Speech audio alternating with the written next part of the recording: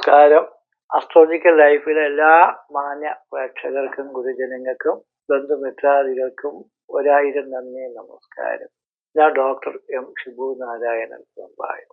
1201 പുതിയ വർഷം ആരംഭിക്കുകയാണ്.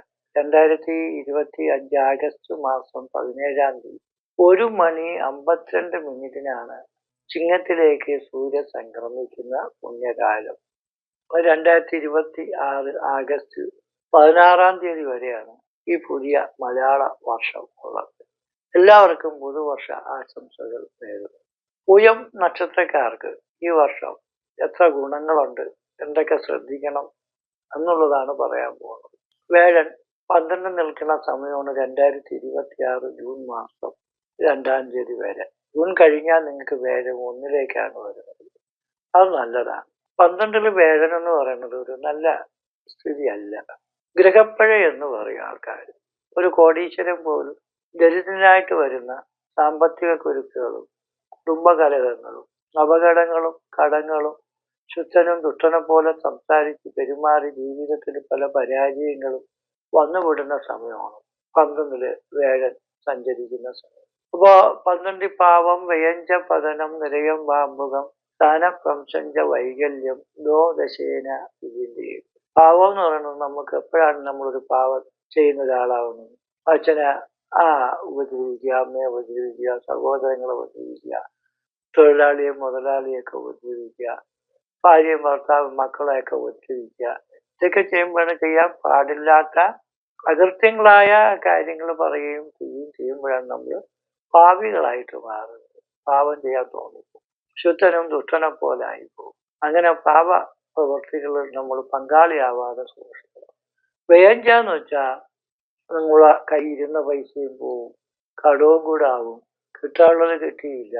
എത്ര ലക്ഷം രൂപ കയ്യിൽ കിട്ടിയാലും ഈ വർഷം എത്ര രൂപ കിട്ടി, ഈ മാസം എനിക്ക് ഇത്ര രൂപ, 5 ലക്ഷം രൂപ കിട്ടി, പക്ഷെ ഈ പൈസ എങ്ങോട്ട് പോയി, ഞാൻ എങ്ങനെ ഇത് ചിലവാക്കി? ആരെങ്കിലും എൻ്റെ വാങ്ങിച്ചുകൊണ്ട് പോയാൽ മോട്ടിച്ചുകൊണ്ട് പോയാൽ എൻ്റെ പൈസ ഒന്നും ഇല്ലാന്ന് തോന്നുന്ന തരത്തിൽ ഒരുപാട് പൈസ ചിലവാകും. അത് പിള്ളേർക്ക് വേണ്ടി, വിദ്യാഭ്യാസത്തിന് വേണ്ടി, വീട് വയ്ക്കാൻ വേണ്ടി, ഇങ്ങനെയുള്ള നല്ല കാര്യങ്ങൾക്ക് ചിലവാകുന്നത് നിങ്ങൾ വിഷമിക്കേണ്ട. വസ്തു വാങ്ങിക്കാൻ വേണ്ടി കടം വരണമെങ്കിൽ വായിച്ചോ, വസ്തു വിറ്റാലും കടം തീർക്കാം, അത് നല്ല കാര്യമാണ്. അതുകൊണ്ട് ദോഷ സമയങ്ങളിൽ ജ്യോത്സ്യന്മാർ പറയും നീ വീട് വയ്ക്കോ, വസ്തു വാങ്ങിച്ചോ, വണ്ടി വാങ്ങിച്ചോ എന്ന് പറയും. കാരണം വണ്ടി വാങ്ങിച്ചാൽ കടം ഉണ്ടെങ്കിൽ വിറ്റ് കടം തീർക്കാം, വസ്തു വാങ്ങിച്ചാലും വീട് വാങ്ങിച്ചാലും വിറ്റ് കടം തീർക്കാം, അതൊരു മുതലാണ്. അതേസമയം റിയൽ എസ്റ്റേറ്റ്, ഷെയർ മാർക്കറ്റുകൾ, ബിസിനസ്സുകൾ, ഇങ്ങനെയുള്ള മാർഗങ്ങളിലും പിന്നെ ലോട്ടറി അടിക്കുമെന്ന് ആരെങ്കിലും പറയണ കേട്ടോണ്ട് പോയി ലോട്ടറി അടിച്ചാൽ ലോട്ടറി നമ്മൾ അടിച്ചിട്ട് പോകും, ഒന്നും കിട്ടൂല. അങ്ങനെ സാമ്പത്തിക കുരുക്കുകളും ഒരു ചിട്ടി തന്നെ നമ്മൾ പിടിച്ചാലും ആ ചിട്ടി പൈസ വാങ്ങിച്ച് ഒരാഴ്ച പോലും കൈ ഇരിക്കാതെ ഒന്നിനും ഉപകരിക്കാതെ ചെലവായി പോകും. സ്ഥാനഭ്രംശം എന്ന് വെച്ചാൽ വീട് സ്ഥലം വിട്ടുമാറി പോകണമെന്ന് തോന്നും. പിന്നെ മക്കളുടെ വഴക്കിന് പോകരുത്.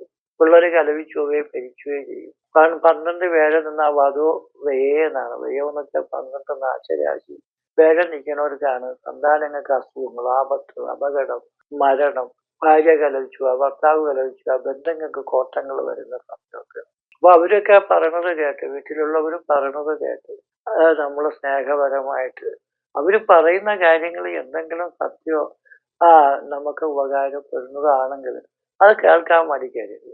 കാരണം ഞാൻ പറയണേന് ശരി, നിങ്ങൾ അത് കേട്ടോളണമെന്ന് പറയുമ്പോഴാണ് വീട്ടിലടി ഉണ്ടായി പോകുന്നത്. വീട്ടുകാർ ഒരു ഉപകാരമില്ലാത്ത എന്നും വീട്ടിൽ വന്ന് അക്രമം കാണിക്കുന്ന ഒരു ഭാര്യയെ, ഒരു ഭർത്താവിനെ സ്വീകരിക്കാൻ ചിലപ്പോൾ നമ്മൾ ആരും തയ്യാറായെന്നിരിക്കില്ല. സ്നേഹം ഉണ്ടെങ്കിൽ മാത്രമേ കുടുംബമുള്ളൂ, കുടുംബം ഉണ്ടെങ്കിൽ മാത്രമേ ജീവിതമുള്ളൂ. അപ്പൊ ആ കുടുംബത്തെയും ജീവിതത്തെയും സാമ്പത്തികത്തെയും ദാമ്പത്യം തെറിപ്പിക്കാതിരിക്കുക എന്ന് പറയുന്നത് നമ്മുടെ കഠിനമായ ഒരു പരിശ്രമം കൂടിയാണ്. ഉപദേശിക്കാനുള്ളത് നമ്മൾ ഉപദേശിക്കണം. ഭാര്യയുടെ പോക്ക് ശരിയല്ല, അല്ലെങ്കിൽ ഭർത്താവിൻ്റെ പോക്ക് ശരിയല്ല എന്ന് പറഞ്ഞ് വീട്ടിൽ നമ്മൾ കാര്യങ്ങൾ പറഞ്ഞവരെ മനസ്സിലാക്കി അവരുടെ തെറ്റ് കാലല്ലെങ്കിലും തെറ്റുകുറ്റങ്ങൾ വരാതിരിക്കാനുള്ള ഉപദേശങ്ങൾ നമ്മൾ ചെയ്ത് പ്രവർത്തിക്കുമ്പോൾ, തുറന്നു പറയുമ്പോൾ അതിൻ്റെ കാര്യങ്ങൾ വീട്ടിലുള്ളവർക്ക് മനസ്സിലാവും. ഇയാൾ വഴക്കുണ്ടാക്കുന്നതല്ല, ദൈവം ഉപദേശിക്കുന്നതാണ്, ഉപദ്രവിക്കുന്നതല്ല എന്ന് തിരിച്ചറിയാനുള്ള ഒരു മനസ്സ് നമുക്ക് വേണം. അങ്ങനെ നമുക്ക് സ്ഥാനം ഭ്രംശം വീടും നാടും വിട്ടുപറക്കി പോകണം. പ്രത്യേകിച്ചും നമ്മളെ നാട്ടിൽ നല്ലൊരു ജോലി ഉണ്ടെങ്കിൽ കളയരുത്. ഇങ്ങനെയുള്ളൊരു സമയം വരുമ്പോൾ എന്തെന്നറിയാമോ, നമുക്ക് ഉള്ള ജോലി കളഞ്ഞിട്ട് വേറെ വിദേശത്ത് പോവാം, വേറെ ജോലി ചെയ്യാം, ചില ബിസിനസ് ചെയ്യാന്ന് തോന്നി. വിനാശകാലെ വിപരീത ബുദ്ധി ചെന്ന് ചാടി കൊടുക്കുന്നതല്ല, ഭയങ്കരം പാതാളങ്ങളിലായിരിക്കും. അപ്പൊ ഭയങ്കര പ്രഭുവായിട്ട് രാജാവായിട്ട് മഹാബലിയെ പോലെ രാജാവായിട്ട് ജീവിച്ച ഒരാൾ പെട്ടെന്ന് പാതാളത്തിൽ ചാടി വീണു പോകുമ്പോൾ സഹിക്കാൻ പറ്റുന്ന ഒരു പ്രശ്നമല്ല. അപ്പോഴാണ് നമുക്ക് മരിക്കണമെന്നൊക്കെ തോന്നുന്നത്. വാഹനങ്ങളൊക്കെ കൈകാര്യം ചെയ്യുന്നതും വളരെ സൂക്ഷിക്കണം. വളരെ കുഴപ്പം പിടിച്ച ഒരു ഘട്ടമാണ് വേഗത്തിന്റെ 12 ഒരു സ്ഥിതി. ഇനി അടുത്ത 2026 ജൂൺ മാസം മുതൽ വേഗം 1 വരുമ്പോൾ നിങ്ങൾ പിന്നീട് രക്ഷപ്പെടും. കാരണം വേഗം 1 വരുമ്പോൾ സുഖസ്ഥിതിയും ജയവും ആരോഗ്യവും അർത്ഥസമ്പത്തുകളും കീർത്തിയും വിശേഷ ലബ്ധി എന്ന് വെച്ചാൽ ട്രാൻസിൽ സ്വാധീനം കൊണ്ട് ഒരു കാലത്തും ഒരിക്കലും നേടാൻ പറ്റാത്തത് ദൈവികം കൊണ്ടും ഭാഗ്യം കൊണ്ടും വന്നു എന്ന വീടും വസ്തുവും കെട്ടിടവും വാസന പൂർത്തിയും സമ്പത്തും സൗഭാഗ്യം ഐശ്വര്യവും എല്ലാം നമുക്ക് കിട്ടുന്ന ഘട്ടമാണ്. അതുകൊണ്ട് ആ സമയം നമുക്ക് പരാജയങ്ങളല്ല വിജയങ്ങൾ നമുക്കാക്കി മാറ്റാൻ പറ്റും. പരാജയങ്ങൾ വിജയങ്ങളായിട്ട് നേടിയെടുക്കാൻ പറ്റും. ആ സമയത്ത് വിദേശയാത്ര പ്രവൃത്തി ബിസിനസ്സൊക്കെ വേറെ 1 വരുമ്പോൾ സാധ്യമാവും. പിന്നെ ശനി ഭാഗ്യസ്ഥാനത്താണ് 2.5 വർഷം. അപ്പൊ ശനി ഭാഗ്യസ്ഥാനത്ത് നിൽക്കുമ്പോൾ ഹീറോ ആയിട്ട് ഇരിക്കുന്ന ഒരാൾ ഹീറോ ആവുന്ന സമയമാണ്.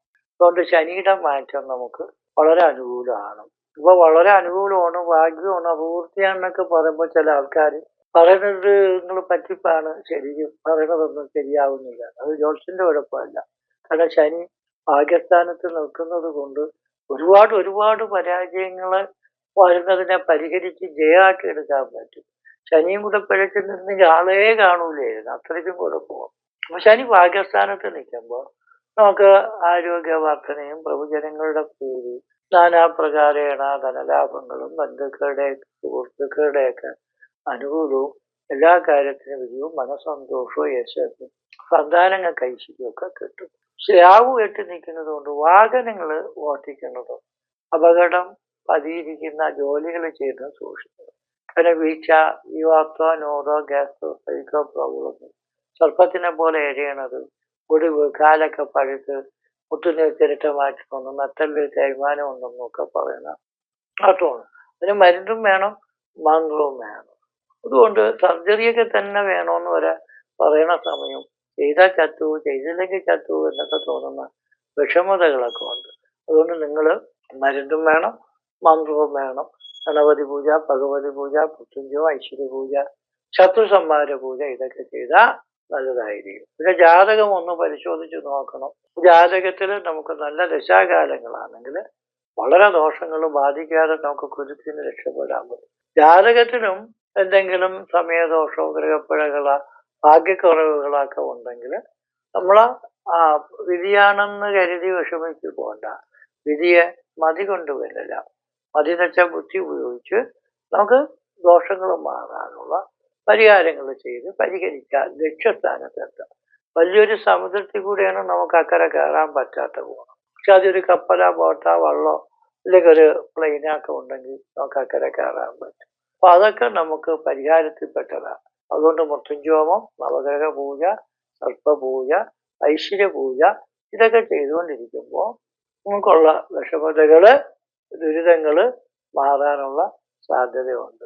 അപ്പൊ ജാതകം പരിശോധിക്കട്ടെങ്കിൽ ജനനത്തീയതി, ജനിച്ച സമയം, ജനിച്ച ജില്ല, പേര്, നക്ഷത്രം ഇതൊക്കെ സെൻഡ് ചെയ്താൽ നോക്കാൻ പറ്റും. ഫീസ് അടയ്ക്കേണ്ടതായിട്ടുണ്ട്. ഫോൺ വിളിക്കാതിരിക്കുന്നതാണ് നല്ലത്. വാട്സപ്പിൽ മെസ്സേജ് ഇടണം. യൂട്യൂബിലെ മെസ്സേജുകൾ നമുക്ക് പെട്ടെന്ന് റിപ്ലൈ ചെയ്യാൻ പറ്റില്ല. അതുകൊണ്ട് വാട്സപ്പിൽ തന്നെ നിങ്ങളെ കാര്യങ്ങൾ അറിയിക്കാൻ ശ്രമിക്കണം. എല്ലാവർക്കും കാലഭൈരവ സ്വാമിയെ ഭജിക്കാൻ പറ്റുമെങ്കിൽ നല്ലതാണ്. കാരണം എല്ലാ മാവാസത്തോടും രാവിലെ ഗണപതി പൂജ, 10 മണിക്ക് മൃത്യുഞ്ജോമം, യമരാജ പൂജ, 4 മണിക്ക് അതേപോലെ യമരാജ പൂജ, 5 മണിക്ക് ഭദ്രകാളി പൂജ, 6 മണി തൊട്ട് 7 മണി വരെ പാല്, തൈര്, വെണ്ണ, കളഭം, കുങ്കുമം മുതലായിരിക്കുന്ന ദിവ്യങ്ങളെ കൊണ്ടുള്ള വിശിഷ്ട കലശ അഭിഷേകങ്ങളൊക്കെ ഉണ്ട്. അപ്പൊ ഈ പൂജയിൽ പങ്കെടുക്കാൻ താല്പര്യമുള്ളവരും വാട്സപ്പിൽ മെസ്സേജ് അയക്കുക. എല്ലാവർക്കും നല്ലത് വരട്ടെ എന്ന് പ്രാർത്ഥിച്ചുകൊണ്ട് നിർത്തുന്നു. നന്ദി, നമസ്കാരം.